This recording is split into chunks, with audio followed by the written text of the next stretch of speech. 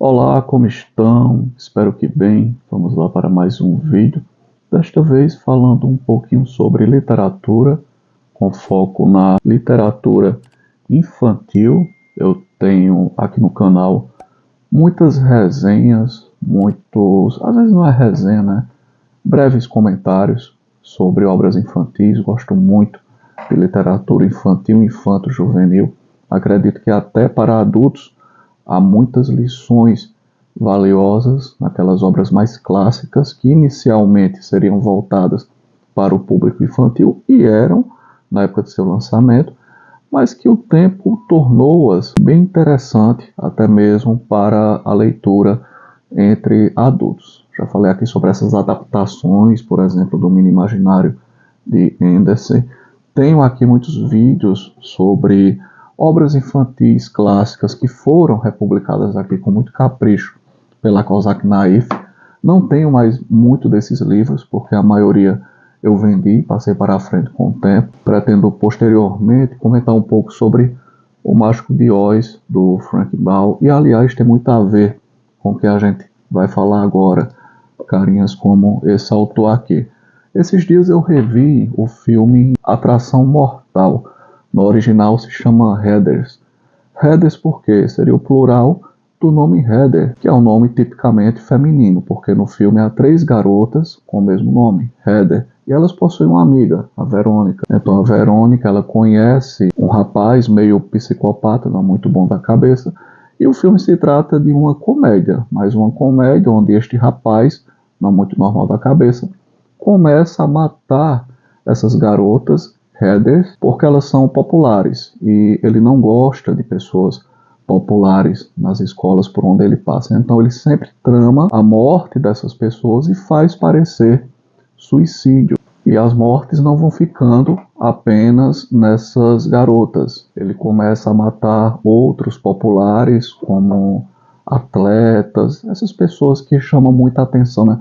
Aquela coisa bem filme high school norte-americano, que tem aqueles atletas populares, líderes de torcida, essa coisa meio filme de John Hughes, né?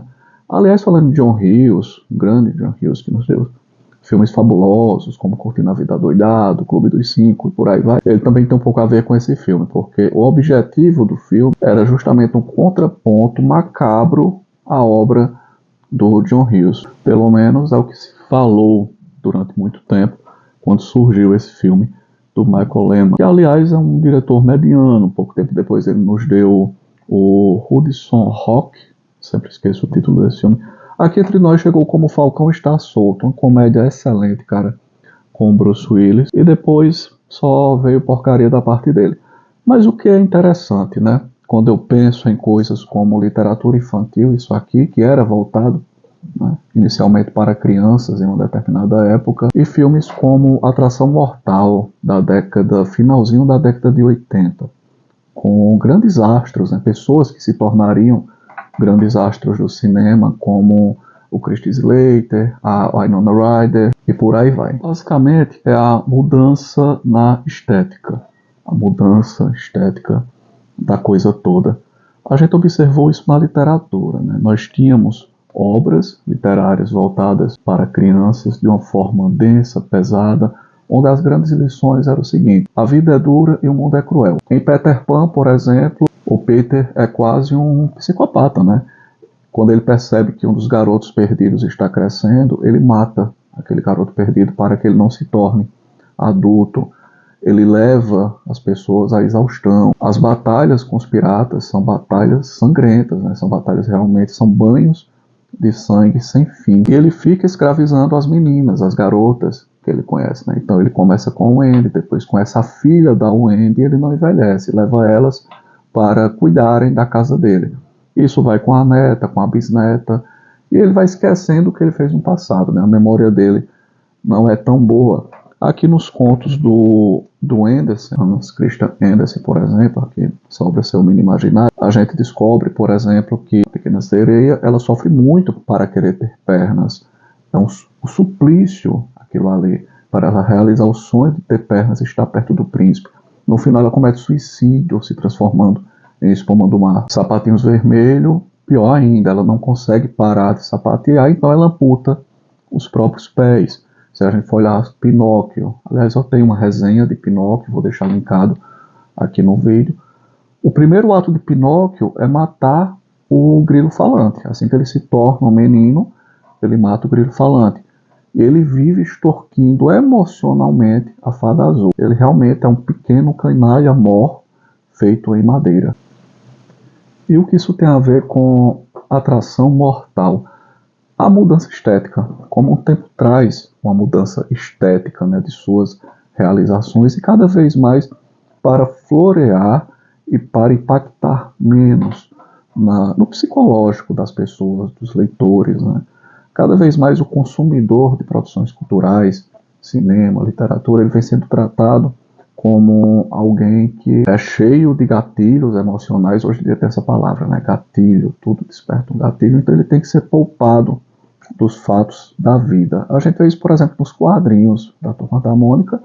Nos quadrinhos da Turma da Mônica tinha uma maldade, né? Tinha lá o Diabão, tinham assaltantes armados transitando no Limoeiro ou na Vila Abobrinha lá com o Chico Bento, e hoje em dia não pode, né? Tudo isso é proibido. O mundo, na verdade, é um mundo de flores e de faz de conta dentro dos quadrinhos da Turma da Mônica. A Atração Mortal, por sua vez, é uma obra, né? Um filme no final da década de 80 que aborda suicídio de adolescentes, assassinatos dentro de escolas. No final do filme, o cara comete um suicídio horrendo com bombas, cinturão de bombas, e ele se explode na frente de uma garota, e isso é encarado com bom humor. É um filme de comédia, é um filme de humor negro. Hoje eu duvido que um filme como Atração Mortal seria possível para os dias de hoje, considerando os atentados em escolas, a preocupação com suicídio juvenil. Então, basicamente é isso. Ao invés de você abordar esses temas de uma forma lúdica, mas dali podendo surgir um debate sério sobre o assunto, se prefere não abordar esse tipo de tema. Ou seja, a estética mudou, né, com o passar do tempo. A estética de determinados filmes, certas abordagens também mudaram. Você não tem como mais realizar um humor negro como atração fatal. Aliás, para alguns você não pode nem falar em humor negro, né? Tem que escolher outra palavra. A gente vai a Aniele Franco, ministra de algum desses 100 ministérios petista que temos, criticando o buraco negro. De acordo com ela, não podemos usar a palavra buraco negro, então talvez o humor negro não seja adequado. E quanto à literatura infantil, se a gente prestar atenção, por exemplo, ela era uma literatura voltada realmente para crianças e adolescentes, que mostrava sempre o seguinte: tinha uma lição de moral, mas tinha uma coisa: a vida é dura e o mundo é cruel. O Pinóquio, por exemplo, ele é perseguido por assassinos. Em determinado momento ele é capturado e querem afogá-lo para esfolar melhor o seu couro para fazer um tambor quando ele se torna jumento. Isso mostra o que às crianças da época? Olha, o mundo é cheio de pessoas más. Então isso é uma lição. As obras de Monteiro Lobato também têm muito essa coisa pé no chão. Se a gente observar o trabalho de Monteiro Lobato, não é à toa que Monteiro Lobato vem sendo reescrito, né? Porque a gente tem que tratar as pessoas hoje em dia, crianças e adolescentes, que na verdade nem estão lendo, mas o pouco que leem, do pouco que leem, nós temos que tratá-las como débeis mentais. O Frank Baum, acho que é por isso que eu destaquei tanto o Mágico de Oz aqui, ele hoje é muito atacado em algumas escolas, porque ele seria um fascista, né?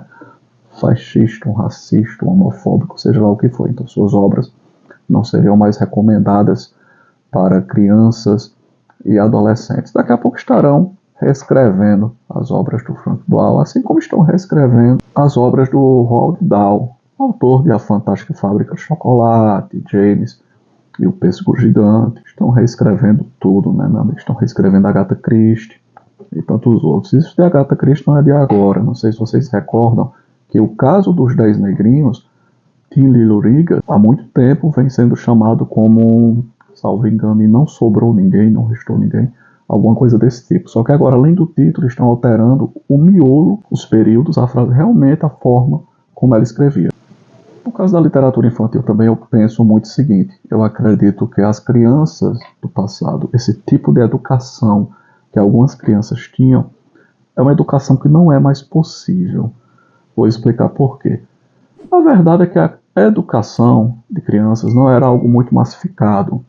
As crianças bem nascidas, elas tinham tutores, elas tinham aquela seleção de professores, às vezes um professor bem específico, um tutor, vários professores para uma criança.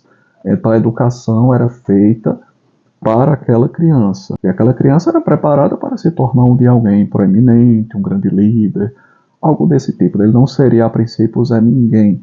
Então essa literatura infantil podia realmente ser absorvida pela mente de uma criança que tinha uma educação desse tipo. Depois se começou a massificar a educação, então se tornou a educação de massas, e não dava para analisar assim é o cérebrozinho dessa criança, aquilo dessa outra, então a gente vai criar um sistema de ensino para cada uma. Não, você pega uma sala de aula com 40 alunos e você tem que ter um recorte de uma forma de educação que sirva para aqueles 40 alunos. Então você pasteuriza uma forma de ensino, cria um sistema, né, um currículo escolar que dê para ser assimilado por todas aquelas crianças, independentemente de suas particularidades. Então, ok, aí ainda vai era de se esperar, né, de acordo com a universalização do ensino, que é muito bom e foi muito bem-vindo realmente. Mas, com o passar do tempo, a gente emburreceu, né, o QI ele vem sendo reduzido. Então, a gente tinha aquele garoto nobre ou bem-nascido que tinha uma educação própria para ele. Depois nós tivemos essa coisa de pasteurizar o ensino. E depois nós tivemos o emburrecimento das crianças. É isso que existe. Um processo de emburrecimento, ainda mais hoje, né, com esse bombardeio de vídeos curtos, de TikTok, de shorts. As pessoas não têm paciência mais hoje para ler muita coisa, tanto que pouca gente procura, né, informação escrita, as pessoas procuram mais informação em vídeo. A gente viu a morte dos blogs, né? Eu ainda mantenho o meu blog, ele tem um bom número de acessos ao mês, mas ele tinha 10 vezes mais do que isso no passado, porque as pessoas estão onde? As pessoas estão em YouTube, estão, quando não YouTube, olhando ali stories de Instagram, ou então vídeos curtos de TikTok, ou aqui mesmo no YouTube, né, vendo cortes e shorts, essa coisa toda. Então, novamente, houve uma mudança estética da forma de se produzir conteúdo para crianças, conteúdo escrito. Então, o que era antes voltado, uma obra como essa aqui, que era voltado para uma criança, sei lá, nos seus 8, 10 anos de idade, seria impossível nos dias de hoje. A criança com 10 anos de idade está consumindo, né, livrinhos onde 90% é ilustração e só com algumas legendinhas ali de rodapé, infelizmente. E no campo do cinema, como a gente vê com Atração Fatal, né, um filme que seria impossível nos dias de hoje. Quando eu revi Atração Fatal, eu pensei, cara, nos dias de hoje esse filme seria impossível de ser realizado. Então, juntei Atração Fatal, comecei a pensar, né, como o tempo muda as coisas, coisas que se tornam impossíveis de assistirem nos dias de hoje. Um filme como Atração Fatal, obras literárias como a do Frank Baum, Hans Christian Andersen e tantos outros. Monteiro Lobato, né, que aliás Monteiro Lobato vem sendo reescrito aqui entre nós. Reescrito para quem? Porque ninguém está lendo Monteiro Lobato, a não ser alguns adultos que se interessam por suas obras tanto voltadas para adultos quanto para crianças e adolescentes, mas não vejo interesse de crianças e adolescentes estarem lendo Monteiro Lobato. Então, quem está reescrevendo Monteiro Lobato está perdendo seu tempo. Monteiro Lobato já caiu no esquecimento e cairá ainda mais. Enfim, aqui são algumas divagações que eu trago, né, após rever Atração Mortal. Fica de sugestão para vocês, quem nunca assistiu a Atração Mortal, assista. E deixarei aqui linkado alguns vídeos sobre literatura infantil, algumas resenhas que eu já fiz. Aí vocês podem analisar, né, o conteúdo, como seria esse conteúdo, aquele conteúdo hoje para crianças. Vou ficando por aqui. Um abraço a todos e até a próxima.